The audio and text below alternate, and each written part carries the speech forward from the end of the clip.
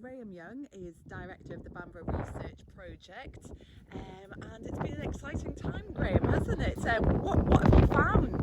We're just finishing off this week for this phase of the excavation. We're standing on the 8th century AD, so we've been digging layers deeper to find the earliest Anglo-Saxon deposits.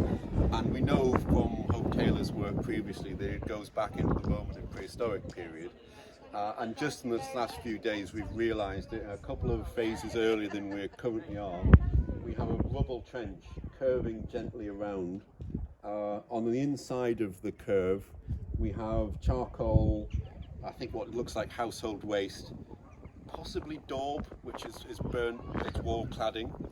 And then on the outside of that, we just have our standard brown soils, which are just accumulated with waste and sand that's blown in from the beach. And that looks like, it appears to be a roundhouse, and a rather large one. And that's very characteristic of sort of prehistoric architecture. They start building them around the late Neolithic, and they keep building them into after the Romans have left. So this one, because it's only about 2 phases earlier than the Anglo-Saxon deposits, I think is Roman or even very early post-Roman. We actually have one bit of really crude pottery associated with it, but it's so crude it's very difficult to date it. But it's quite rare to have these structures survive in the north with floor surfaces inside. So we're going to sample those and see if we can work out what people are eating, possibly what the building was used for, but that might be asking a bit much. But we'll certainly learn something from what they're disposing and throwing away. We've also got an enigmatic little stone feature, which annoyingly has been dug through by a World War I latrine pit, so we've lost the rest of it. It's not a hearth, it's too close to the wall, and it's also, there's no burning associated with it. So I think that may be an internal feature. It may be that they had an animal skin in there and they've got a little cistern, or it's just a storage area, we're not sure. We've drawn the physical plan on site. So the next thing we'll do is to scan it into the computer and then plan it. And at that point, from the curve, I'm hoping I can actually work out how big the building is. But from the curve, and if you just by the eye of faith sort of look around just where you think it'll go, we're probably looking at 10 to 20 meters in diameter. So it's a big building. And we're looking at the vestigial foundations at ground, where almost all of it would have been big solid timber above ground. With a big conical thatched roof, and I assume a doorway pointing somewhere south, west or east rather than north, but we don't have any trace of a doorway at the moment. And who would have been living, or what would the building have been used for, do you think, Graeme? Well, we don't know for certain. We're hoping that once we've sampled the floor surfaces and processed them, we might get an idea. Initially we can tell there's an awful lot of periwinkle shells here. So, I mean, you can use that as food, but it's often used as bait for fishing lines and fishing hooks. So it's not impossible that this building is used for fishing. We are right next to the sea after all. But we'll process through that and see if we can find anything else. We might find the odd little household artifact buried in the surface, because we've got a reasonable depth of floor surface just in one area, but still quite enough to sample. So we might have a better idea after we've gone through that.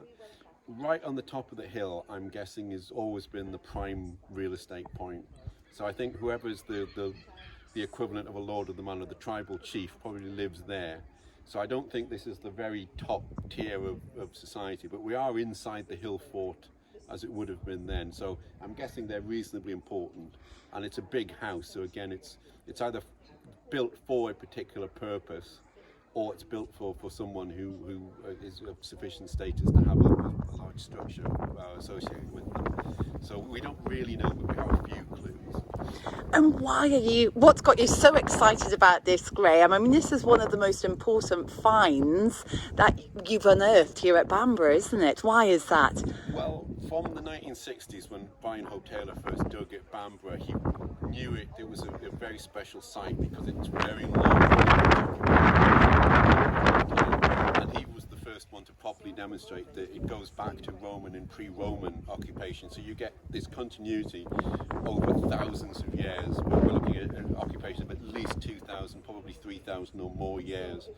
and this gives us a window which is effectively prehistoric.